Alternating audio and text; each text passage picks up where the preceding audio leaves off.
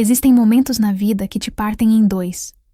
Momentos onde o chão desaparece sob seus pés e tudo o que você acreditava ser sólido se transforma em areia. Para mim, esse momento chegou numa terça-feira qualquer, às 11 da noite, enquanto eu checava meu celular antes de dormir. A notificação brilhou na minha tela. 3 amigas tinham me marcado no mesmo vídeo do TikTok. Meu coração deu um salto antes mesmo de eu abrir. Algo dentro de mim já sabia que o que viria não seria bom. Apertei o play. E lá estava ela, Graciela, minha sogra, sentada em sua sala cor de pêssego, com aquela blusa de flores que ela tanto gosta, olhando direto para a câmera com um sorriso que pretendia ser inocente, mas que eu conhecia muito bem. Era o sorriso de quem está prestes a cravar a faca. Ai, meus queridos seguidores, começou ela com aquele tom adocicado que usava quando queria parecer vítima. Hoje preciso desabafar com vocês. Vocês me entendem, né? Fez uma pausa dramática. Sabia exatamente o que estava fazendo. Minha nora. Deus me perdoe por dizer isso, mas é que eu não aguento mais. Ela não faz nada em casa. Absolutamente nada. Meu pobre filho chega do trabalho e tem que encontrar bagunça, sem comida pronta, sem atenção. E quando eu pergunto a ela o que ela faz o dia todo, Graciela levou a mão ao peito, como se estivesse sofrendo um ataque de indignação. Ela me diz que está trabalhando. Trabalhando? Por favor. Ficar em um computador não é trabalhar de verdade. Uma mulher casada tem obrigações. Deve cuidar da sua casa, atender ao seu esposo, manter tudo em ordem. Foi assim que nos ensinaram, ou não? O vídeo continuava. A câmera se aproximava do seu rosto enquanto ela continuava falando. Cada palavra era como um soco direto na minha dignidade. Eu não sei o que acontece com as mulheres de agora. Elas se casam e acham que o casamento é um jogo. Meu filho merece uma verdadeira esposa, não alguém que só pensa em si mesma. E então veio a parte que me deixou sem ar. Ela riu. Graciela riu enquanto milhares de pessoas nos comentários lhe davam razão. Exato, senhora. É assim que se fala as verdades. Que paciência a senhora tem com essa nora? As de agora já não servem para o casamento. O vídeo tinha 847 mil visualizações. 847 mil pessoas tinham visto como minha sogra me destruía publicamente. E os comentários? Deus, os comentários eram uma avalanche de veneno. Desconhecidos opinando sobre minha vida, sobre meu casamento, sobre quem eu era como mulher, baseando-se unicamente nas mentiras de uma senhora ressentida que jamais me perdoou por ter me casado com seu filho. Senti que as paredes do meu quarto se fechavam sobre mim. Esteban dormia ao meu lado, alheio a tudo. Sua respiração tranquila contrastava com o furacão que destroçava meu peito. Quis acordá-lo, mostrar-lhe o vídeo, exigir que ele fizesse algo. Mas algo me deteve. Uma voz pequena, mas clara, dentro de mim me disse: se você o acordar agora, ele vai minimizar isso. Vai dizer que a mãe dele não teve má intenção. Vai te pedir para ser compreensiva, para não fazer drama, como sempre. E nesse instante, algo mudou dentro de mim. Não chorei, não gritei, não tremi de raiva como teria esperado. Fiquei completamente quieta, assistindo aquele vídeo de novo, e a cada reprodução, a cada comentário cruel que eu lia, uma decisão foi se formando em minha mente como o aço é temperado no fogo. Porque sabem de uma coisa? Graciela tinha acabado de cometer o maior erro da sua vida. Durante 4 anos aguentei suas desfeitas em particular, seus comentários envenenados ditos em voz baixa para que só eu os ouvisse. Suas visitas surpresa planejadas para me encontrar em momentos vulneráveis. Suas comparações constantes com as outras noras, que segundo ela sabiam o seu lugar. Mas isso era diferente. Isso era guerra aberta. E ela tinha acabado de declará-la diante de milhares de testemunhas. Fechei o aplicativo. Deixei o celular sobre a mesa de cabeceira. A escuridão do quarto me envolveu, mas pela primeira vez em muito tempo, não me senti perdida nela. Pelo contrário. Naquela escuridão, comecei a ver com clareza. Graciela achava que tinha me humilhado. Achava que aquele vídeo me quebraria, que me faria correr para implorar seu perdão, para rogar que me aceitasse, para me transformar na nora submissa que ela sempre quis. Ela estava enganada, porque o que ela não sabia é que eu não era a mesma mulher ingênua que se casou com seu filho há 4 anos. Já não era a garota de 29 anos que acreditava que o amor conquista tudo. As humilhações tinham me ensinado. O desprezo tinha me fortalecido. E o seu veneno? Seu veneno tinha me imunizado. Virei na cama e olhei para Esteban. Meu esposo. O homem que jurou me proteger, mas que nunca encontrava o momento certo para defender sua esposa dos ataques de sua mãe. Dormia placidamente, sem ideia da tempestade que se aproximava. Uma parte de mim ainda o amava. Mas outra parte, a que havia despertado naquela noite, sabia que o amor sem respeito é uma casa construída sobre areia. E eu estava cansada de viver esperando o desabamento. Levantei-me sem fazer barulho e caminhei até a janela. A cidade se estendia à minha frente, milhares de luzes piscando na noite. Cada uma daquelas luzes era uma vida, uma história, alguém lutando suas próprias batalhas. E eu estava prestes a começar a minha, mas não como Graciela esperava. Não com gritos, não com drama, não caindo no seu jogo de vítima contra vilã. Não, eu ia jogar com minhas próprias regras. E quando terminasse, ela entenderia que subestimar alguém é o erro mais caro que se pode cometer. Voltei para a cama. Dessa vez, quando fechei os olhos, não senti angústia. Senti algo muito mais perigoso. Calma. A calma de quem acaba de tomar uma decisão. A calma de quem não tem mais nada a perder porque finalmente entende o quanto vale. No dia seguinte começaria. Mas antes, eu precisava que entendessem como cheguei até aqui. Porque esta história não começou com um TikTok. Começou muito antes. No momento em que aceitei entrar em uma família que nunca me quis como sua igual. E já era hora de que todos conhecêssemos a verdade completa. Se esta história está te prendendo, inscreva-se no canal para não perder como ela continua. Porque o que vem por aí, ninguém espera. 6 anos atrás, eu não era esta mulher. Era Valéria Mendes, uma arquiteta recém-formada com um portfólio cheio de sonhos e uma ingenuidade que agora me envergonha lembrar. Conheci Esteban na inauguração de um projeto residencial em Polanco. Ele trabalhava na construtora. Eu havia projetado as áreas comuns. Fomos apresentados durante o brinde e lembro exatamente como ele me olhou. Como se eu fosse a única pessoa naquele salão cheio de gente importante. "Foi você quem projetou isto?" Ele me perguntou, apontando para o jardim vertical que tinha sido minha proposta mais arriscada. "Sim", respondi, tentando soar profissional, embora por dentro estivesse emocionada por alguém ter notado. "É brilhante", disse ele simplesmente. E em seus olhos eu vi algo que me desarmou por completo. Admiração genuína. Esteban era diferente naquela época. Atencioso sem ser sufocante, engraçado sem se esforçar, ambicioso, mas com os pés no chão. Ele me convidou para jantar naquela mesma noite. Eu aceitei, quebrando minha própria regra de nunca misturar trabalho com vida pessoal. Durante 6 meses, foi perfeito. Jantares improvisados depois do trabalho, domingos explorando mercados de antiguidades, conversas que duravam até o amanhecer sobre nossos planos, nossos medos, o que queríamos construir juntos. Ele me ouvia falar dos meus projetos arquitetônicos com a mesma intensidade com que eu ouvia suas ideias sobre desenvolvimento sustentável.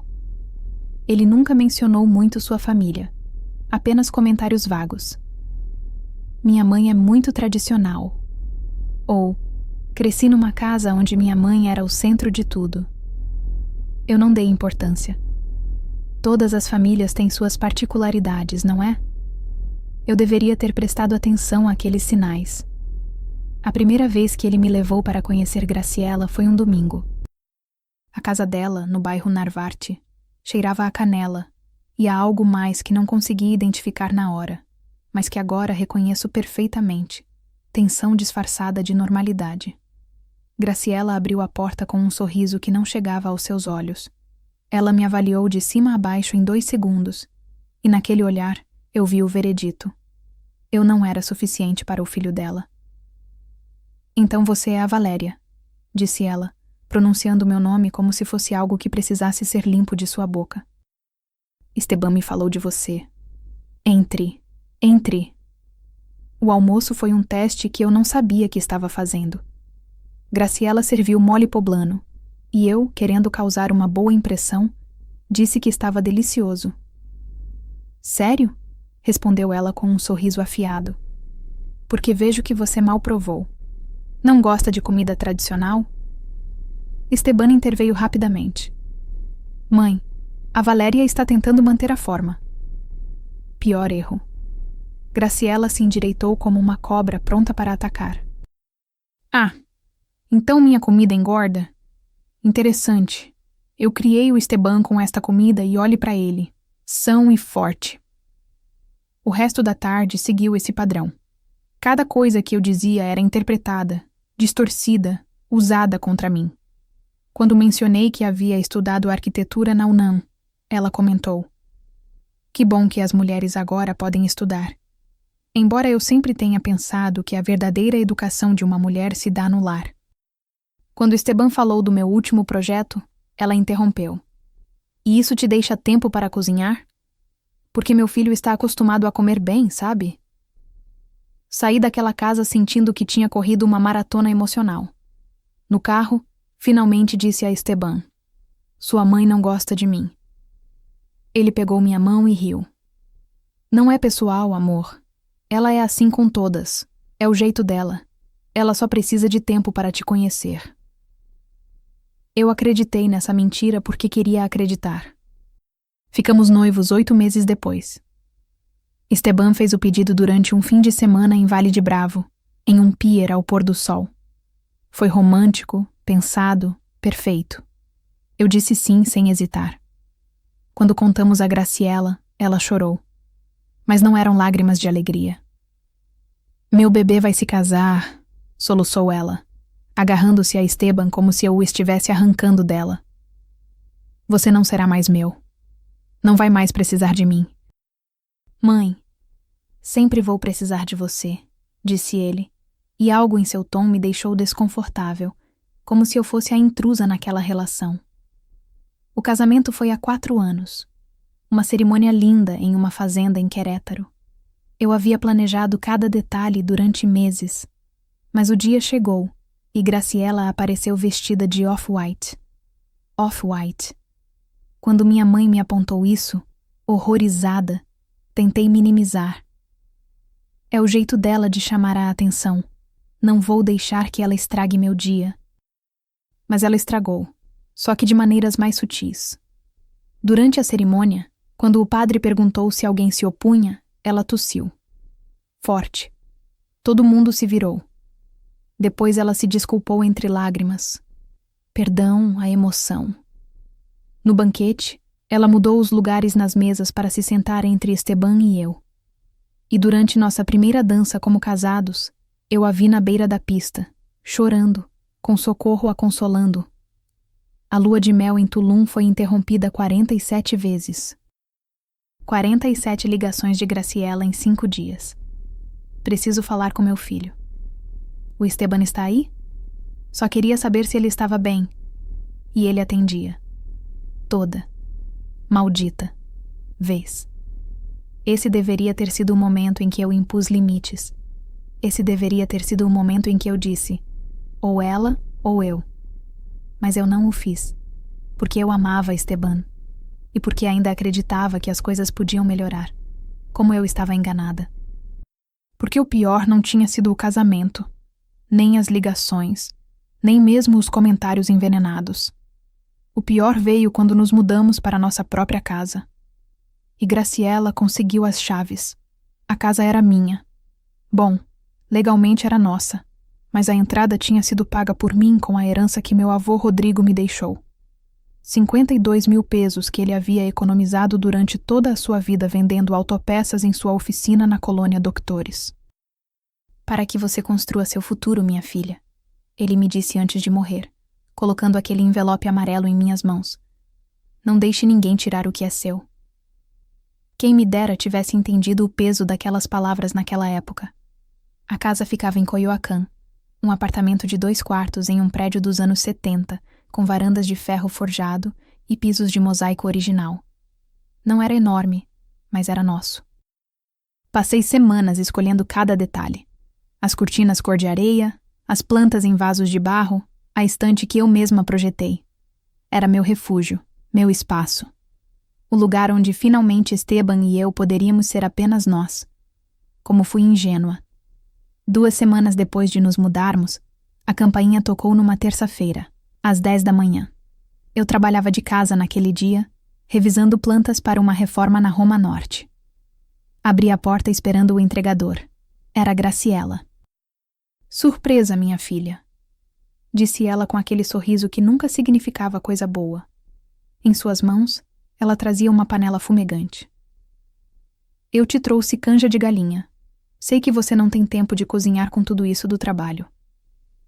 A ênfase em isso do trabalho foi como um tapa leve. Graciela, obrigada, mas estou no meio de algo importante. Ai, não se preocupe. Só me deixe entrar um momento. Quero ver como vocês arrumaram as coisas. Ela já estava dentro antes que eu pudesse detê-la.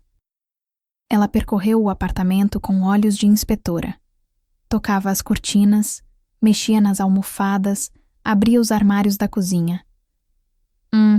Distribuição interessante. Embora eu tivesse posto a sala diferente. E essa cor das paredes é um pouco fria, não acha? Eu gosto, respondi, tentando manter a calma. Claro, claro. Você é a arquiteta. Ela disse isso como se fosse uma piada. O Esteban não está? Está no trabalho. Ah.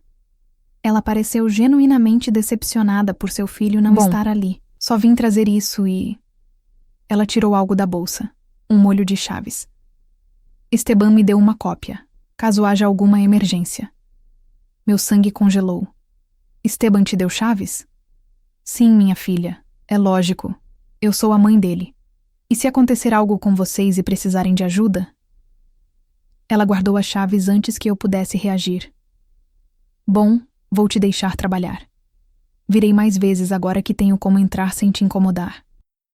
Ela se foi, deixando um rastro de perfume forte e uma sensação de invasão que não consegui tirar de mim o dia todo. Naquela noite, confrontei Esteban. Você deu chaves para sua mãe sem me consultar? Amor, é por segurança. Ela está perto se precisarmos de algo. Nós não precisamos de nada, e esta é a nossa casa. Também é a minha casa. E ela é a minha mãe. O tom dele endureceu. Não entendo por que você sempre tem que fazer drama por tudo. Drama. Essa palavra se tornaria sua arma favorita toda vez que eu tentava impor limites. As visitas começaram a se multiplicar. Graciela aparecia sem avisar às segundas, quartas e sextas. Sempre trazia algo. Comida que Esteban prefere. Produtos de limpeza, porque aqui está com um cheiro estranho. Conselhos que eu não pedia. Minha filha, esse pano está muito gasto. Assim não dá para limpar direito. Valeria, por que tem poeira nessa estante? Uma casa bem cuidada não tem poeira. Ai, mas que bagunça na cozinha. É assim que você vai receber as visitas? Cada comentário era um golpe pequeno, mas constante, como gotas de água caindo sobre pedra, feitas para desgastar. E o pior, ela começou a mudar as coisas. Cheguei um dia do trabalho e as almofadas que eu tinha escolhido com tanto cuidado tinham sido substituídas por umas de crochê cor de mostarda que Graciela havia trazido. Ficaram mais alegres, não é? Outra tarde, minha planta de babosa da varanda havia desaparecido. Ai, é que ela estava muito feia. Eu te trouxe estas petúnias que são mais bonitas. Ela movia móveis, reorganizava a cozinha, Mudava a distribuição da geladeira para otimizar o espaço. Quando eu reclamava com Esteban, a resposta era sempre a mesma. Ela está tentando ajudar. Por que você é tão difícil com ela? Difícil? Eu era a difícil por querer que respeitassem meu espaço. O ponto de ruptura chegou 6 meses depois de nos mudarmos. Eu havia organizado uma reunião importante em casa. 3 sócios em potencial de um grande escritório viriam ver meu portfólio porque estavam me considerando para um projeto comercial de 850 mil pesos. Era a oportunidade da minha vida. Limpei durante 2 dias. Preparei uma apresentação impecável. Encomendei petiscos de um buffet. Tudo tinha que ser perfeito. Às 7 da noite, 30 minutos antes de meus convidados chegarem, as chaves soaram na fechadura. Graciela entrou como um furacão, com Socorro logo atrás. Surpresa, minha filha. Viemos te acompanhar com suas visitas. Minha alma despencou. Graciela, hoje não é um bom dia. Ai, não seja ridícula. Somos família. Além disso, eu trouxe meu bolo 3 leites. Todo mundo adora. E elas não foram embora. Elas ficaram. E arruinaram tudo. Mas essa história precisa de seu próprio capítulo. Porque foi o dia em que algo dentro de mim começou a morrer. Ou talvez foi o dia em que começou a despertar. Existem momentos que te definem. Instantes onde o caminho se bifurca e a pessoa que você é se separa da pessoa que você poderia ter sido. Para mim, esse momento chegou naquela noite de quinta-feira, com a mesa posta, as luzes perfeitas e meu futuro profissional prestes a se materializar. Os sócios do escritório, Álvares em Hinojosa, chegaram pontualmente às 7h30. Bernardo Álvares, um homem de 60 anos com óculos de grife. Patrícia Soto, uma arquiteta prestigiada que eu admirava desde a universidade. E Miguel Duran, o diretor de projetos comerciais. Abri a porta com meu melhor sorriso profissional, usando o blazer azul marinho que me fazia sentir capaz de conquistar o mundo. Entrem, bem-vindos. O que eles encontraram lá dentro destruiu essa imagem em segundos. Graciela havia reorganizado completamente minha sala. Os portfólios que eu havia colocado estrategicamente sobre a mesa de centro tinham sido movidos para um canto. Em seu lugar, o bolo 3 leites dela em uma travessa de cerâmica com flores pintadas, biscoitos caseiros em guardanapos de pano bordado, e ela mesma sentada no meu sofá como se fosse a anfitriã. "Ah, as visitas chegaram!" exclamou ela, levantando-se de braços abertos. "Entrem, entrem. Eu sou Graciela, a sogra da Valéria. Que prazer recebê-los na casinha que meu filho conseguiu para ela." Senti o chão se abrir sob meus pés. Patrícia me lançou um olhar confuso. Miguel checou o celular como se confirmasse que estava no endereço certo. Bernardo pigarreou, desconfortável. Sentem-se, sentem-se, continuou Graciela, apontando para as cadeiras como se fossem dela. A Valeria está muito nervosa, coitadinha. Eu disse a ela que a ajudaria para que tudo desse certo. Graciela. Minha voz saiu mais fina do que eu gostaria. Esta é uma reunião de trabalho. Eu sei, minha filha. Por isso eu vim para te apoiar. Ela se virou para meus convidados com cumplicidade. Já posso contar para vocês? A Valéria é muito inteligente, isso sim, mas é tão distraída para as coisas práticas. Se não fosse pelo meu Esteban e por mim... Socorro apareceu da cozinha naquele momento, carregando uma jarra de água de horchata que eu não havia preparado. Graciela tem razão, acrescentou Socorro, servindo-se como se a casa fosse dela também. Nós sempre estamos cuidando dela. Tentei retomar o controle. Bom, se quiserem passar para a sala de jantar, tenho uma apresentação preparada. Ah, não. Primeiro precisam provar meu bolo, interrompeu Graciela, cortando fatias enormes sem esperar resposta. É a receita da minha avó. A Valéria nunca conseguiu fazer igual, não é, minha filha? O olhar de Patrícia passou de confusão para desconforto. Bernardo aceitou o prato apenas por cortesia. Durante os 45 minutos seguintes, vivi meu pior pesadelo. Toda vez que eu tentava falar dos meus projetos, Graciela interrompia com histórias irrelevantes. Já contei para vocês quando o Esteban ganhou o concurso de matemática na escola? Quando mostrei os renders do meu último projeto, ela comentou: "Está bonito, mas muito moderno. Eu gosto do tradicional." Quando Patrícia me perguntou sobre minha experiência em design sustentável, Socorro saltou: "Ah, sim. A Valeria está sempre com isso de reciclar e reciclar.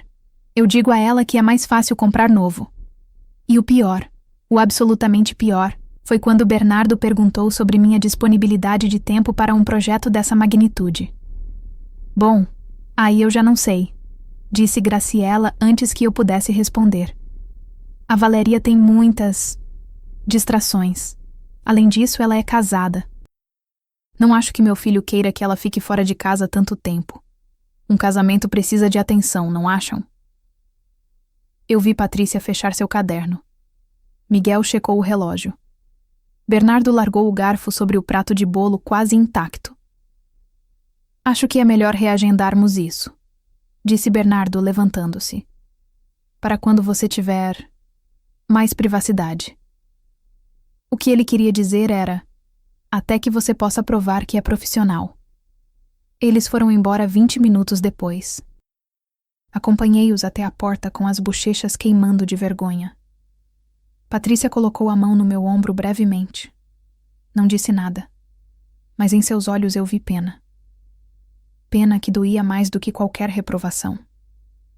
Fechei a porta e fiquei ali parada, olhando para Graciela e Socorro, que agora recolhiam os pratos como se tivessem feito um grande favor. "Ai, minha filha, acho que foi muito bom. Seus amigos são muito sérios, né? Mas eles gostaram do bolo." Algo dentro de mim se quebrou naquele momento. Como quando uma represa tem uma rachadura invisível que de repente se transforma em inundação. "Fora", sussurrei. "O que você disse?" "Fora." Minha voz saiu com uma força que eu não sabia que tinha. "Saiam da minha casa. Agora." Graciela levou a mão ao peito ofendida. "Mas o que deu em você? Nós só queríamos ajudar." "Ajudar? Vocês arruinaram tudo." As lágrimas finalmente saíram, quentes e furiosas. Aquela reunião era importante. Era a minha oportunidade.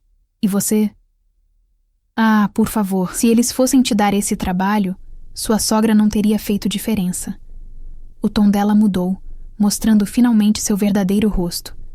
Além disso, uma mulher casada não deveria ficar pensando tanto em trabalhar.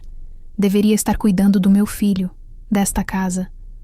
Esta casa é minha, e você não é mais bem-vinda aqui. O Esteban pensa diferente. Ela pegou sua bolsa com uma calma calculada. E quem me deu as chaves foi ele. Então acho que nós dois decidiremos se sou bem-vinda ou não. Ela saiu com Socorro, me deixando ali parada entre os restos da minha reunião arruinada e meu orgulho destroçado. Quando Esteban chegou, 2 horas depois, me encontrou chorando no banheiro. Eu lhe contei tudo. "Amor, com certeza não foi tão ruim quanto você pensa", disse ele, abraçando-me sem realmente entender. Minha mãe só queria ajudar. "Esteban, eu perdi o contrato por causa dela. Você não sabe. Talvez eles tivessem outras razões." E lá estava de novo, a minimização. A defesa automática. A incapacidade de ver o que a mãe dele fazia comigo. Naquela noite, quando finalmente fiquei sozinha na escuridão, algo mudou. Eu não queria mais gritar. Eu não queria mais chorar. Eu queria estratégia. E o universo, como se tivesse me ouvido, me deu a oportunidade perfeita 3 dias depois, na forma de um TikTok viral. O vídeo viral de Graciela explodiu numa terça-feira. Na sexta, já tinha mais de 2 milhões de visualizações. 2 milhões de pessoas opinando sobre minha vida, meu casamento, meu valor como mulher. Os comentários se multiplicavam como uma praga. Essas noras modernas não servem para nada. Meu marido jamais permitiria que eu descuidasse da casa assim. A senhora tem toda a razão. E os piores. Com certeza só se casou por interesse. Pobre homem, merece uma esposa melhor. Eu não respondi. Não fiz meu próprio vídeo me defendendo. Não caí no jogo que Graciela esperava. Simplesmente observei. Analisei. E esperei. Porque eu sabia que ela não pararia por aí. Narcisistas nunca param. O sabor da vitória viral era doce demais. Ela quereria mais. E o sábado chegou. A campainha tocou às 11 da manhã. Esteban tinha saído para jogar futebol com seus amigos. Eu estava de moletom e camiseta velha, sem maquiagem, trabalhando no meu computador. Um projeto para um cliente pequeno que eu tinha conseguido por conta própria, porque os grandes projetos já não me procuravam depois do desastre com Álvares Nojosa. Abri a porta. Graciela estava lá com seu melhor vestido cor de coral, maquiada como se fosse a um casamento, e atrás dela, 4 de suas amigas do grupo de dança. Reconheci todas. Eram as mesmas que comentavam em seu TikTok, aplaudindo-a. Surpresa, minha filha, disse ela com aquele sorriso de tubarão. Eu estava contando para minhas amigas sobre a casa bonita que meu Esteban conseguiu para a esposa dele, e elas me disseram: Ai, Graciela, nos leve para conhecer. Não é, meninas? As 4 assentiram com um entusiasmo ensaiado. Algo me disse para recusar, para fechar a porta, para dizer a elas que não era um bom momento. Mas então pensei melhor. Claro, podem entrar, eu disse dando espaço, e deixei meu celular gravando na estante. Escondido entre os livros de arquitetura, com a lente apontando diretamente para a sala. Elas entraram como uma invasão, tocando os móveis, abrindo gavetas, olhando fotos. As amigas de Graciela faziam comentários em voz alta que claramente eram para eu ouvir. Ai, que sala tão moderna, disse uma com um tom que significava o contrário. Eu, na minha casa, prefiro o tradicional, acrescentou outra, mais aconchegante. Mas Graciela estava em seu elemento. Ela passeava pela minha casa como se fosse uma exibição de museu, narrando sua versão da história. Olhem esta mesa, disse ela, tocando a mesa de jantar. Eu a escolhi. A Valéria queria uma de vidro, podem acreditar? Eu lhe disse: minha filha, vidro é bonito, mas não é prático.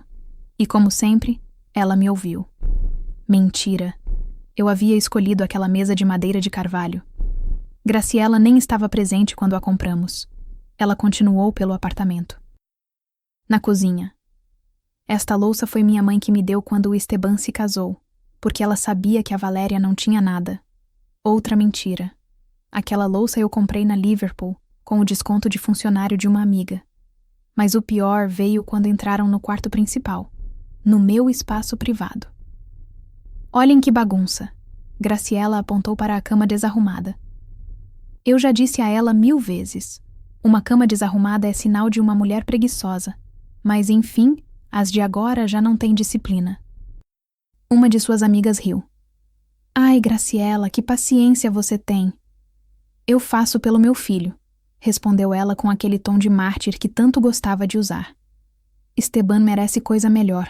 Mas, pois é, já se casou. A gente como mãe tem que apoiar.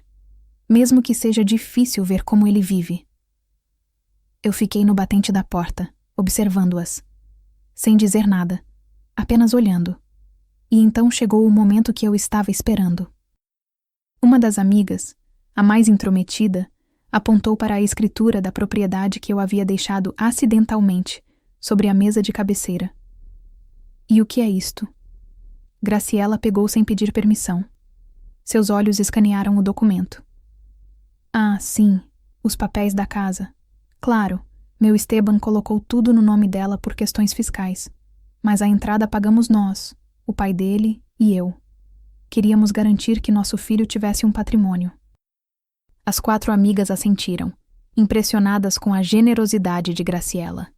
Eu continuava sem dizer nada, apenas gravando mentalmente cada palavra, cada mentira, cada invenção. Mas o celular escondido na sala gravava tudo.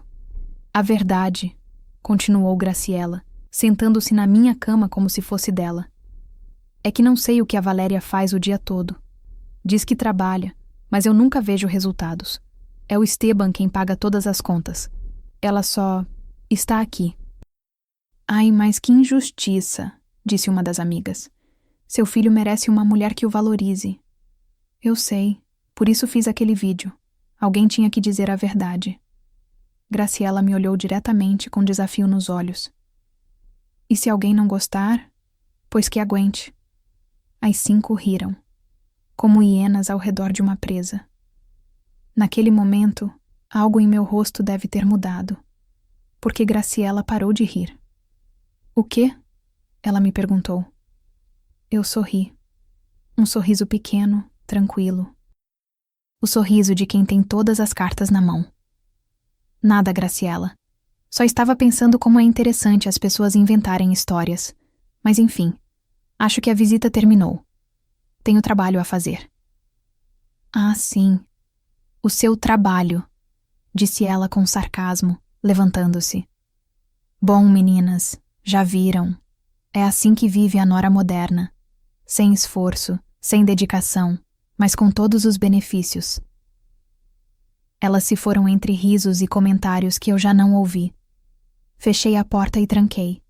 Caminhei até a estante. Peguei meu celular. E sorri ao ver a gravação perfeita de 42 minutos onde Graciela se incriminava sozinha. Mas eu não fiz nada ainda. Não publiquei o vídeo. Não confrontei. Não explodi.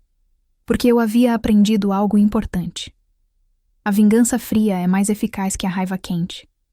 E eu estava apenas começando a construir meu caso. Existe um poder estranho no silêncio. Em não reagir quando esperam que você exploda. Em observar enquanto todos acreditam que você é invisível. Durante 2 semanas após aquela visita, eu me tornei um fantasma em minha própria casa. Eu sorria quando Esteban chegava. Assentia quando Graciela ligava. Eu me movia pela minha vida como um autômato. Mas por dentro, eu estava mais desperta do que nunca. Comecei pelo óbvio, o dinheiro. Numa madrugada, enquanto Esteban dormia, peguei seu laptop. Eu sabia a senha porque ele nunca a escondeu de mim. Éramos um casal, supostamente sem segredos. Como eu tinha sido ingênua. Abri seus extratos bancários. E o que encontrei me tirou o fôlego. Transferências. Dezenas de transferências para a conta de Graciela. Algumas pequenas. 3.000 pesos aqui, 5.000 ali. Outras maiores. 20.000, 30.000.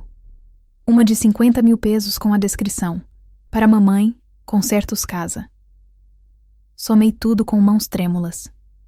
340.000 pesos. Em 3 anos de casamento, Esteban tinha dado à sua mãe o equivalente à minha herança completa.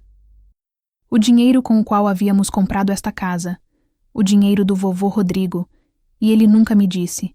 Tirei capturas de tela de tudo, cada transferência, cada data, cada descrição. Mas havia algo mais que me chamou a atenção. Em várias transferências aparecia uma nota. Empréstimo, me paga depois. Como se Graciela tivesse pedido dinheiro emprestado a ele. Emprestado? Ela alguma vez devolveu algo? Procurei mais atrás nos registros. Nada. Nem um único peso havia retornado à nossa conta. Meu próximo passo foi verificar as mensagens do WhatsApp. Esteban deixava seu celular carregando na sala toda a noite. Naquela madrugada, peguei-o com cuidado para não despertar a tela mais do que o necessário. A conversa com mãe era um poço sem fundo. Mensagem após mensagem de Graciela manipulando seu filho. Graciela. Meu filho, preciso de 15.000 para o gás. Você sabe que minha aposentadoria não é suficiente. Esteban. Mãe, eu te dei 20.000 na semana passada. Graciela. Ai, filho. Agora você vai me cobrar? Eu te dei a vida. Isso vale quanto? E mais abaixo. Graciela. Não conte para a Valéria que você me deu dinheiro para os concertos. Você sabe como ela é com dinheiro. Ela não entende que a família vem primeiro. Esteban. Está bem, mãe. Não direi nada. Senti náuseas. Continuei descendo. Havia centenas de mensagens assim. mas uma me deixou paralisada. Graciela, meu filho, já pensou no que eu te disse? Essa casa está só no nome dela. Se algo acontecer, você fica sem nada. Você deveria colocar seu nome também. É o seu patrimônio. Esteban. Eu sei, mãe, mas foi o dinheiro dela da entrada. Graciela. E daí? Você paga as parcelas. Você paga as contas. Ela só fica no computador e diz que trabalha. Não seja bobo, Esteban. Proteja-se. Meu coração batia tão forte que temia acordar Esteban. Havia mais mensagens recentes.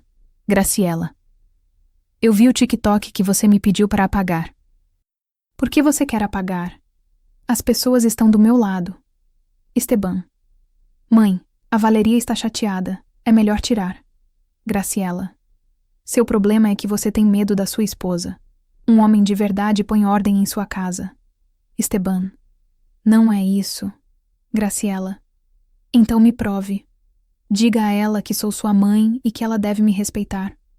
Ou então pense seriamente se essa mulher é a pessoa certa para você. Lágrimas silenciosas rolaram pelo meu rosto enquanto eu lia. Esse era o homem que havia me prometido amor eterno? O que jurou me proteger? Tirei fotos de tudo com meu próprio celular. Cada conversa comprometedora. Cada prova de manipulação. Depois, fui além. Na manhã seguinte, marquei uma consulta com um advogado. Luciano Domingues, especialista em direito de família que uma colega havia me recomendado. Seu escritório ficava na Condesa, um terceiro andar com vista para o Parque México. Luciano era um homem de 50 anos com expressão séria e um caderno sempre pronto. Mostrei tudo a ele. As transferências, as mensagens, a escritura da propriedade, as gravações de Graciela em minha casa mentindo sobre quem havia pago o quê. Luciano revisou cada documento em silêncio. Quando terminou, recostou-se na cadeira e me olhou diretamente. Senhora, você tem um caso muito sólido. Para quê? Para o que você decidir. Divórcio com conservação total de bens. Processo por difamação, se esse vídeo afetou sua reputação profissional. E isto, ele tocou os extratos bancários. Isto é documentação de alienação de bens comuns sem consentimento. No seu regime matrimonial, qualquer despesa acima de um certo valor requer a aprovação de ambos os cônjuges. Minha mente processava essa informação como uma arquiteta revisando plantas estruturais. E se eu não quiser me divorciar ainda? Então você precisa estabelecer limites legais claros. Posso redigir um documento onde seu esposo reconhece a dívida com a mãe dele como um empréstimo pessoal, não como um gasto matrimonial. Isso o torna o único responsável. E ela teria que pagar? Se houver uma nota promissória assinada, sim. Você tem algo assim? Neguei com a cabeça. Então podemos criar uma. Seu esposo assina reconhecendo que ele pessoalmente emprestou esse dinheiro à mãe, com um plano de pagamento. Você, como esposa, dá fé ao documento. E se ela não pagar... Luciano sorriu levemente. Há consequências legais. Saí daquele escritório com uma pasta cheia de documentos e um plano se formando em minha mente, mas eu precisava de uma última peça do quebra-cabeça. Naquela tarde, visitei o Registro Público de Propriedade. Pedi uma cópia autenticada da escritura da minha casa, o que confirmou o que eu já sabia. A casa estava 100% em meu nome, comprada com o dinheiro da minha herança. Esteban não havia contribuído com 1 centavo da entrada. As parcelas nós pagávamos juntos, sim, mas a propriedade era legalmente minha. Graciela havia mentido. Para suas amigas, em seu vídeo, provavelmente para todo mundo. E eu tinha as provas. Guardei todos os documentos em um cofre que comprei naquele mesmo dia. Ninguém sabia a combinação, exceto eu. Durante aqueles dias, Esteban não notou nada diferente. Continuava chegando do trabalho, jantando o que eu preparava, dormindo ao meu lado sem imaginar que sua esposa já não era a mesma mulher. Graciela ligava a cada 3 dias. Eu atendia com uma amabilidade calculada. Sim, Graciela, Claro, Graciela. Até logo, Graciela. Ela interpretou minha docilidade como derrota. Ela não sabia que estava construindo sua própria armadilha. Tijolo por tijolo. Prova por prova. E logo, muito logo, eu a convidaria a cair nela. O momento chegou num domingo à tarde. O sol brilhava entrando pelas janelas, o tipo de dia que parece bonito demais para o que estava prestes a acontecer. Liguei para Graciela. Minha voz soou doce, quase submissa. Graciela, você tem tempo esta semana? Eu gostaria de falar com você. Do outro lado, senti sua surpresa. Falar? Sobre o que, minha filha? Sobre nós, sobre a família. Acho que tenho sido muito fechada. E quero mudar isso. Fiz uma pausa perfeitamente calculada. Você tem razão em muitas coisas. Talvez eu precise ouvir mais. O silêncio que se seguiu foi delicioso. Eu podia imaginá-la saboreando sua vitória. Ai, minha filha. Que bom me dá ouvir você dizer isso. Sempre soube que você era inteligente. Só precisava amadurecer um pouco. Podemos nos ver na quarta-feira? Aqui em casa. Vou preparar um café. Claro. Quer que eu leve alguma coisa? Não, Graciela. Só você. E acrescentei o toque final. E se quiser trazer a Socorro, tudo bem. Sei que ela também se preocupa com o Esteban. Perfeito, minha filha. Estaremos aí. Desliguei e olhei para Esteban, que estava ouvindo do sofá com uma expressão de alívio. Viu? Eu te disse que vocês só precisavam conversar. Sim, respondi com um sorriso que ele interpretou como paz. Você tinha razão. Usei os 3 dias seguintes para preparar tudo com precisão cirúrgica. Contratei Luciano, meu advogado, para estar presente. Também Rodrigo Sanches, um contador forense que Luciano me recomendou. Expliquei a eles exatamente o que eu precisava: profissionalismo, frieza e documentação impecável. Transformei minha sala em uma sala de reuniões. Tirei as almofadas decorativas. Coloquei a mesa de centro no centro exato. Sobre ela, pastas organizadas por cores: azul para extratos bancários, vermelha para transcrições de mensagens, verde para documentos legais. Instalei meu laptop conectado à televisão de tela grande. Carreguei as gravações. Organizei-as em uma apresentação que teria impressionado qualquer firma corporativa. Isso não era uma conversa de família. Isso era um julgamento. Na quarta-feira, às 4 da tarde, a campainha tocou. Abri a porta. Graciela chegou com Socorro, ambas vestidas como para uma reunião social. Graciela trazia sua bolsa cara de imitação e Socorro um suéter de tricô que cheirava a naftalina. Entrem, eu disse, dando espaço. Elas entraram sorrindo, esperando encontrar café e biscoitos. Elas encontraram Luciano e Rodrigo de pé ao lado da sala, ambos de ternos escuros, com pastas de couro. O sorriso de Graciela congelou. O que é isto? Uma conversa, respondi com calma. Como prometido. Sentem-se, por favor. Valeria, quem são essas pessoas? Meu advogado, Luciano Domingues, e meu contador, Rodrigo Sanches. Eles serão testemunhas da nossa conversa. Socorro deu um passo para trás. Graciela, é melhor irmos embora. Não. Esteban apareceu da cozinha. Eu havia pedido que ele estivesse presente. Precisava que ele visse tudo. Mãe, fique. A Valéria tem coisas importantes a dizer. Pelo tom dele, soube que ele também não sabia o que viria. Perfeito. Graciela sentou-se lentamente no sofá, como uma rainha destronada tentando manter sua dignidade. Socorro ficou de pé, nervosa. Eu permaneci parada em frente à televisão. Peguei o controle remoto. Graciela, durante 4 anos você disse muitas coisas sobre mim, em particular em público e recentemente para 2 milhões de pessoas. Eu só disse a verdade. Deixe-me terminar. Minha voz cortou como um bisturi.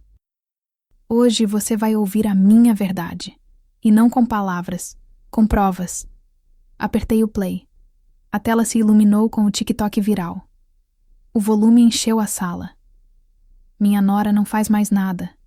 É obrigação dela cuidar da casa e do meu filho. Graciela se mexeu, desconfortável. Todo mundo já viu esse vídeo. Espere. Pausei o vídeo. Agora vejamos este. A gravação seguinte era do dia em que ela trouxe suas amigas. A voz dela encheu a sala.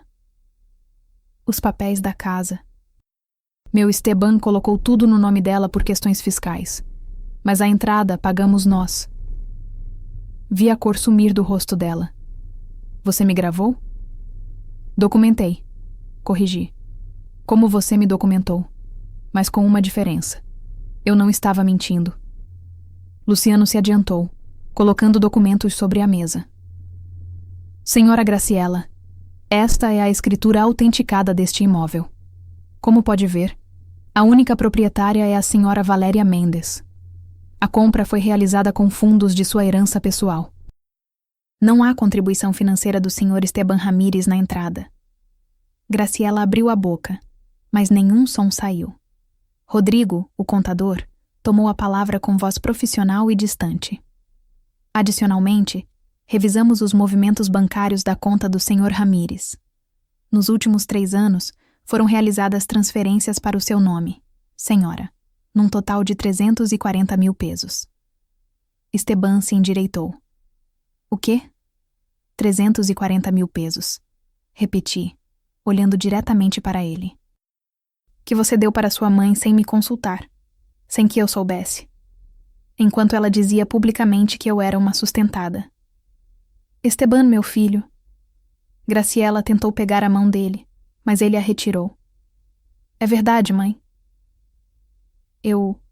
Eram emergências. Você sabe que minha aposentadoria não é suficiente. 340 mil pesos em emergências? A voz de Esteban tremia. Coloquei o próximo slide. Capturas de tela das mensagens de WhatsApp. As conversas onde ela o manipulava. Onde dizia que eu não o merecia. Onde sugeria que ele colocasse o nome dele na minha casa. Não. Esteban recuou como se as palavras na tela fossem golpes físicos. Filho, eu só queria te proteger. Me proteger? A voz dele explodiu. Você me fez mentir para minha esposa. Você me manipulou para que eu tirasse dinheiro dela sem que ela soubesse. Socorro tentou intervir. Esteban, não fale assim com sua mãe. A senhora não opina aqui. Eu a cortei. Luciano lhe estendeu uma pasta. Esta é a transcrição da sua participação no dia em que vieram.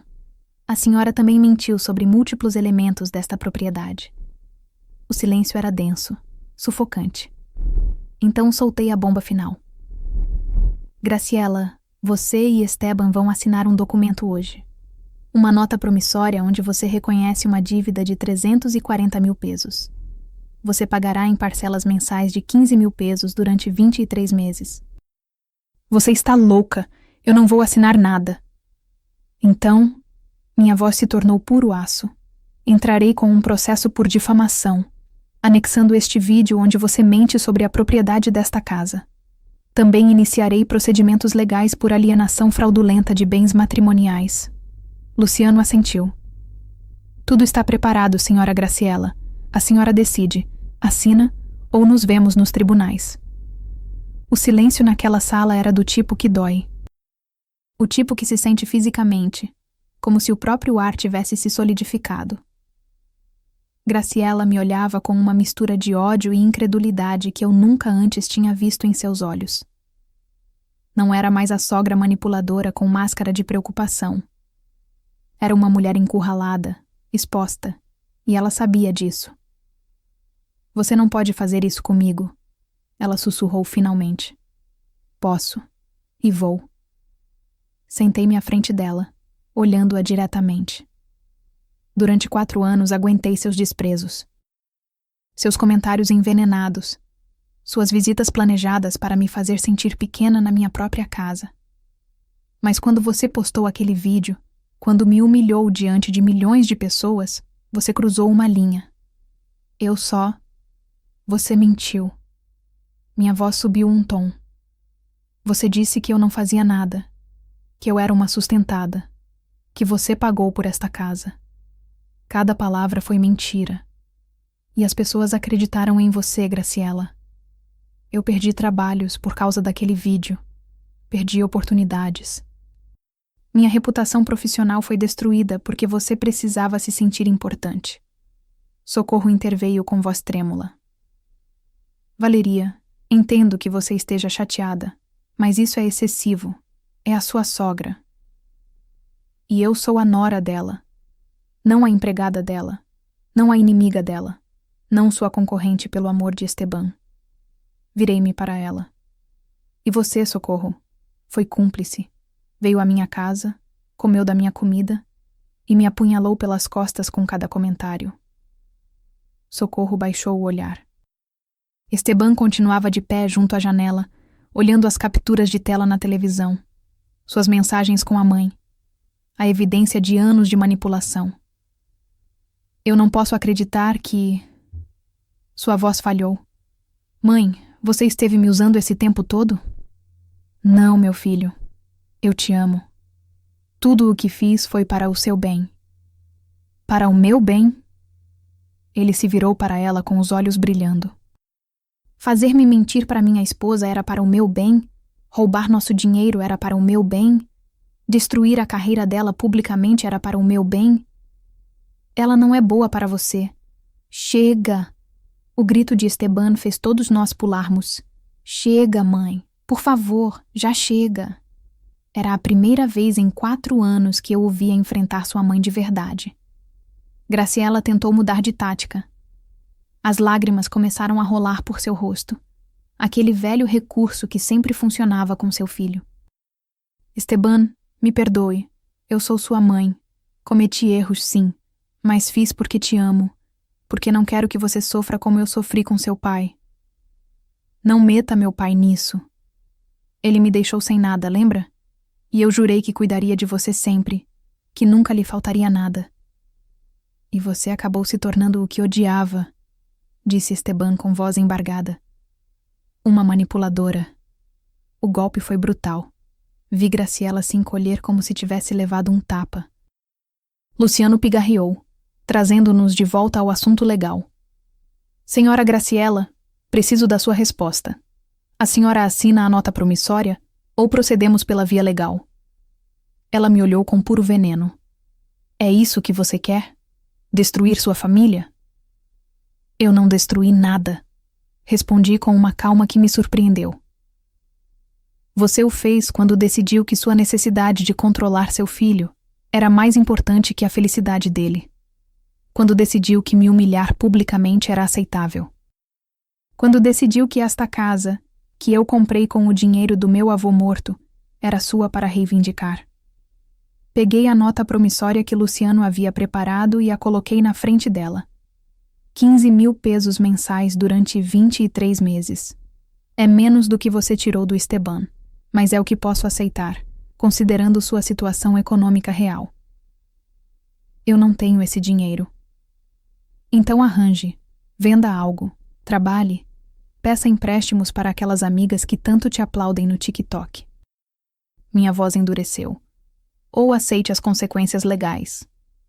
Rodrigo acrescentou com tom profissional. Também existe a opção de penhora de bens, senhora. Se a senhora possui sua casa, poderíamos... Não. Graciela levantou-se abruptamente. Essa casa é a única coisa que eu tenho. E esta casa é a única coisa que eu tenho, repliquei. Mas isso não te impediu de tentar tirá-la de mim com mentiras. Esteban finalmente se aproximou. Pegou o documento e o leu por completo. Quando terminou, olhou para sua mãe com uma expressão que eu nunca tinha visto. Pura decepção. Assine, mãe. O quê? Assine. Você deve esse dinheiro. E mais. Você deve um pedido de desculpas a Valéria. Você deve respeito. Você deve... Sua voz tremeu. Você deve deixar de ser a pessoa que tem sido. Esteban, por favor. Assine ou eu mesmo te processo pelo dinheiro que te emprestei. Porque agora eu entendo que nunca foi emprestado, não é? Você nunca planejou devolver. Graciela desmoronou no sofá. Já não restava nada de sua fachada de vítima nobre. Apenas uma mulher que havia perdido o controle que exercera por décadas. Com mãos trêmulas, ela pegou a caneta que Luciano lhe estendia. Assinou. Cada traço de seu nome naquele papel parecia a justiça se tornando visível. Mas eu não tinha terminado. Tirei um segundo documento. Este, eu mesma havia redigido. Ponto 2. As chaves. Estendi minha mão. Todas as cópias que você tiver desta casa. Agora. Valeria. Todas as chaves. A contragosto, ela procurou em sua bolsa. Tirou um chaveiro com 3 cópias. Deixou-as cair na minha palma como se queimassem. Ponto 3. Você nunca mais entra nesta casa sem um convite explícito. Se vier sem avisar, será considerado invasão de domicílio. Isso é ridículo. Eu sou sua sogra. E eu sou a dona desta propriedade. E tenho direitos. Luciano assentiu. Tudo está dentro do âmbito legal, senhora Graciela. Ponto 4. Continuei. E esta foi a parte que mais me custou dizer. Se você postar outro vídeo, publicação ou comentário público me difamando, haverá um processo por danos morais. E desta vez, não haverá negociação. Ela me olhou com olhos cheios de lágrimas e raiva. Você está tirando meu filho de mim. Não. Minha voz suavizou apenas um pouco. Você mesma se afastou dele com suas ações. Eu só estou colocando os limites que eu deveria ter colocado desde o início. Virei-me para Esteban. E você? Ele levantou a mão, me interrompendo. Eu sei. Tenho que escolher. Eu não estou pedindo que você escolha entre sua mãe e eu. Estou pedindo que você escolha entre ser filho ou ser esposo, entre permitir que te manipulem ou viver com honestidade. Eu preciso de terapia, disse ele finalmente. Nós precisamos de terapia. Você e eu. Assenti. Já tenho os nomes de 3 psicólogos especializados em dinâmicas familiares. Pela primeira vez naquela tarde, vi algo parecido com esperança em seus olhos. Graciela e Socorro se levantaram para ir embora. Esperem, eu disse. Caminhei até a estante e peguei uma última coisa, uma cópia impressa da escritura da propriedade. Entreguei-a a Graciela. Para que você nunca esqueça quem é realmente a dona desta casa. Elas saíram sem dizer uma palavra. Quando a porta se fechou, fiquei ali parada, sentindo o peso de tudo o que tinha acabado de acontecer. Esteban se aproximou devagar. Valeria, me desculpe. Eu sei. Eu não sei se podemos consertar isso. Eu também não. Olhei em seus olhos. Mas, pela primeira vez em 4 anos, sinto que talvez, só talvez, possamos tentar. Os dias seguintes foram estranhos. Como andar por uma casa depois de um terremoto. Tudo continuava em seu lugar, mas nada parecia igual. Esteban e eu nos movíamos ao redor um do outro com cuidado, como 2 estranhos aprendendo a conviver. Ele dormia no sofá. Não porque eu pedi, mas porque ele mesmo não se sentia no direito de estar em nossa cama. Uma semana depois do confronto, chegou um envelope registrado. Era de Graciela. Dentro, um cheque de 15 mil pesos. O primeiro pagamento. Sem bilhete, sem desculpa. Apenas o cheque com sua assinatura apertada, como se doesse fisicamente escrever cada letra. Eu o segurei contra a luz da janela. Este pedaço de papel representava algo mais do que dinheiro. Representava limites, consequências. Dignidade recuperada. Você vai descontar? Perguntou Esteban do batente da porta. Cada centavo, respondi sem me virar. Ela não saiu de casa. A Socorro disse que ela chora o tempo todo. Virei-me para encará-lo. E o que você espera que eu faça com essa informação? Nada. Ele esfregou o rosto exausto. Não sei. Ela continua sendo minha mãe. Eu sei. E nunca te pedi para deixar de amá-la, Esteban. Só pedi que você deixasse de permitir que ela me destruísse. Ele assentiu lentamente. Falei com o psicólogo que você recomendou. Tenho consulta na quinta-feira. Só você? Primeiro só eu. Ele disse que preciso trabalhar em como minha mãe me programou durante anos, como eu não sei estabelecer limites, como sua voz falhou, como eu permiti que ela machucasse a pessoa que eu mais amo. Senti algo se mover em meu peito. Não era perdão ainda, mas talvez fosse o início de algo. Está bem, eu disse suavemente. É um começo. Naquela tarde, enquanto Esteban estava no trabalho, recebi uma ligação inesperada. Senhora Mendes, aqui é Patrícia Soto. Meu coração deu um salto. Patrícia, a arquiteta da Álvares em Hinojosa.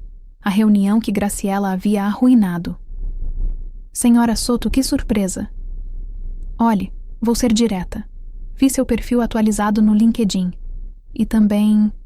Ela fez uma pausa. Vi que um certo vídeo viral que havia causado problemas foi apagado.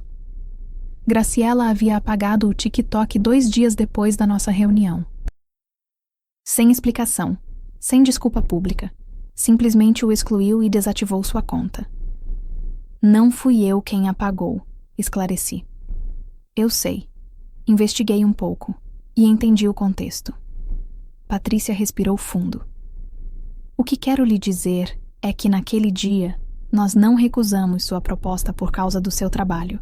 Seu portfólio era brilhante. Recusamos continuar porque nos pareceu que havia circunstâncias pessoais complexas. Eu sei. Mas se essas circunstâncias já estão resolvidas, gostaria de lhe oferecer algo. Não o projeto original. Esse já tem arquiteto. Mas temos um novo empreendimento. Residencial sustentável em Querétaro. 820 mil pesos. Lhe interessa? Não consegui evitar que as lágrimas chegassem aos meus olhos. Me interessa muitíssimo. Perfeito. Envio-lhe os detalhes amanhã. E Valeria, nem todas as famílias são fáceis, mas você lidou com a situação com uma dignidade que poucos têm. Isso fala bem do seu caráter. Desliguei e fiquei ali sentada, chorando. Mas desta vez, não eram lágrimas de dor. Eram de libertação. Quando Esteban chegou naquela noite, contei a ele sobre o projeto. Seu rosto se iluminou com orgulho genuíno. Eu sabia que seu talento acabaria sendo reconhecido. Não foi só talento, eu disse. Foi impor limites, foi me defender. Foi deixar de permitir que sua mãe ditasse quem eu posso ser. Ele se sentou na minha frente, pegando minhas mãos. Eu sei que te machuquei. Sei que fui covarde durante anos. E sei que talvez eu não mereça outra chance. Mas... Seus olhos se encheram de lágrimas. Eu quero tentar ser o homem que você achava que eu era quando nos conhecemos. E se você não conseguir? Então eu te deixarei ir, com esta casa, com seu dinheiro, com sua dignidade intacta. Ele apertou minhas mãos. Mas eu juro que vou tentar. Não quero mais ser o filho da minha mãe. Eu quero ser o seu esposo. Não respondi imediatamente. Porque palavras são fáceis. Fatos são o que conta. Você tem 6 meses, eu disse finalmente. 6 meses de terapia, de mudanças reais, de demonstrar com ações, não com promessas. E se em 6 meses não for suficiente? Então nos separamos, sem drama, sem culpas. Simplesmente reconhecemos que o dano foi profundo demais. Ele assentiu, aceitando os termos. Naquela noite, Esteban voltou a dormir no sofá. Mas desta vez, antes de apagar as luzes, ele veio até a porta do quarto. Obrigado, disse ele simplesmente. Por quê? Por ainda não desistir de nós, por me dar a chance de crescer e por... Ele engoliu em seco. Por me ensinar que amar alguém não significa permitir que te destruam. Ele fechou a porta suavemente. E eu fiquei ali, na escuridão do meu quarto, na minha casa, sabendo que finalmente havia recuperado algo que pensei ter perdido para sempre. Minha voz. No mês seguinte, Graciela enviou o 2º pagamento, e o 3º, e o 4º. Cada cheque chegava pontualmente, sem palavras, apenas o dinheiro que ela devia. Ela não voltou a ligar sem avisar. Não voltou a aparecer com suas chaves. Não voltou a publicar nada sobre mim. Esteban ia à terapia 2 vezes por semana. Lentamente, comecei a ver mudanças. Pequenas no início, dizer não à mãe quando ela ligava em horas impróprias. Consultar-me antes de tomar decisões financeiras. Defender nossa privacidade. E eu trabalhava no meu projeto de Querétaro. As reuniões iam bem. O design fluía. Meu nome começava a circular novamente nos círculos profissionais, mas desta vez sem o peso da vergonha. Numa tarde, 3 meses depois de tudo, Esteban chegou cedo do trabalho. Podemos conversar? Meu coração acelerou. Seria o momento? Ele havia decidido que não podia continuar? Sentamos na sala. Aquela mesma sala onde eu havia confrontado sua mãe. Meu psicólogo disse que estou pronto para algo, começou ele. Para te pedir perdão de verdade. Não um perdão automático, mas um onde eu entenda completamente o dano que causei. Endireitei-me, ouvindo. Valeria, durante 4 anos eu falhei com você como esposo. Permiti que minha mãe te humilhasse, te roubasse, te difamasse. Eu tirei sua paz, sua confiança, sua segurança. E o pior é que fiz isso conscientemente. Eu sabia que estava errado e escolhi a minha mãe de novo e de novo. Lágrimas rolavam por seu rosto. Eu não mereço que você me perdoe. Não mereço continuar nesta casa. Mas quero que você saiba que sua coragem, sua força, sua decisão de se impor e exigir respeito me salvou. Me salvou de me tornar meu pai, um homem controlado por uma mulher manipuladora. Esteban, deixe-me terminar. Ele respirou fundo. Se você decidir que não quer mais continuar, eu entenderei. Assinarei o que for necessário. Esta casa é sua carreira é sua vida é sua. Mas se você decidir me dar uma oportunidade real, prometo honrá-la todos os dias. Ficamos em silêncio por um longo tempo. Finalmente eu falei. Preciso que você entenda algo. Eu não ganhei esta batalha contra sua mãe para ter você de volta. Eu a ganhei para me recuperar. Ele assentiu. E se continuarmos juntos, será porque você decide ser um homem diferente. Não por mim, por você. Eu entendo. Então, respirei. Continuamos. Dia após dia, sem garantias, apenas tentativas honestas. Vi a esperança nascer em seus olhos. Há algo poderoso no silêncio depois da tempestade. Na calma que chega quando você finalmente para de lutar e começa a viver. 6 meses se passaram desde aquela tarde em que coloquei todas as cartas na mesa. 6 meses onde tudo mudou, não de repente, mas com a lentidão necessária para que as mudanças fossem reais. O projeto de Querétaro foi um sucesso estrondoso. O complexo residencial sustentável não só foi concluído a tempo, como ganhou uma menção especial na Bienal de Arquitetura. Meu nome apareceu em revistas especializadas. As ligações de novos clientes começaram a chegar. E desta vez, quando eu trabalhava até tarde, ninguém questionava minha dedicação. Ninguém insinuava que eu negligenciava minha casa. Ninguém transformava meu sucesso em ameaça. Esteban continuou com sua terapia.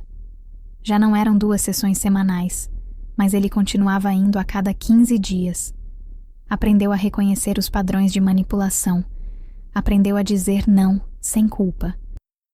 Aprendeu que amar sua mãe não significava me sacrificar. E lentamente, muito lentamente, ele voltou a dormir em nossa cama. Não porque eu permiti, mas porque ambos sentimos que havíamos reconstruído algo. Não o que tínhamos antes. Isso estava quebrado para sempre. Mas algo novo, algo mais sólido. Graciela cumpriu com cada pagamento. Mês após mês, o cheque chegava pontualmente. Já iam pelo 8º. Ainda faltavam 15 meses, mas seu compromisso era constante. Não nos falávamos.